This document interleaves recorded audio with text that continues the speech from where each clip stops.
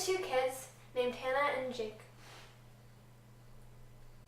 However, Hannah has a genetic disorder called Metachromatic Leukodystrophy. You may be asking, what does metachromatic leukodystrophy mean? MLD is autosomal recessive, meaning that both parents must be carriers in order to pass on the disease. The genetic mutation takes place on the 22nd chromosome, and there are over 200 mutations that can cause MLD. It's a mutation in the ARSA-A gene, or the aerosulfatase A gene, which is normally responsible for breaking down lipids called sulfides. Because this gene is mutated, the sulfides build up in the central nervous systems. The buildup of sulfatides causes myelin, the protective sheath covering neuron axons, to be destroyed. When the myelin sheath is destroyed, neurons cannot send each other electrical impulses and signals. This is why MLD patients often have a hard time walking and talking. Every 1 in 100 people are carriers of MLD, but only 1 in 40,000 people experience the symptoms and have the disease. 50 to 60% of people affected are between the ages of 12 to 24 months. This is called late infantile MLD. The symptoms often progress extremely quickly.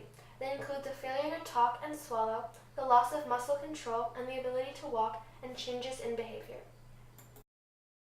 20 to 30% of cases show symptoms starting anywhere from 30 months to mid-teens. This is called juvenile MLD. Symptoms at this state are reflected by a loss of balance, walking, and school smarts. Patients may also demonstrate alters in behavior and mental functioning. Progression is also a little bit slower. 15 to 10% of cases show symptoms from late teens to 40s and beyond. This type of MLD can develop very slowly and is called adult MLD.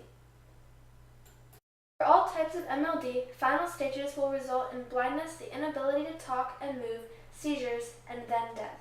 People become unresponsive and can't live their life to the fullest, doing activities that they love. Treatment aims to manage symptoms and make the best of life. There are also available medicines, therapies for speech, and more, and nutritional assistance for eating challenges. Lastly, bone marrow transplants may be effective in creating healthy cells to provide ARSA-A for the body. However, there are some risks associated with this. Though this disease was discovered in 1933, there are still no cures. MLD has a poor prognosis. Infant MLD cases often don't make it past age 5. Juvenile MLD patients often die 10 to 20 years after arrival, with symptoms developing over this period. Adults often die 6 to 14 years after the first symptoms. However, the disease can also progress for up to 30 years, sometimes with steadier periods and other times with quicker decline. Thank you for listening to Hannah's story and the story of other patients with metachromatic leukodystrophy.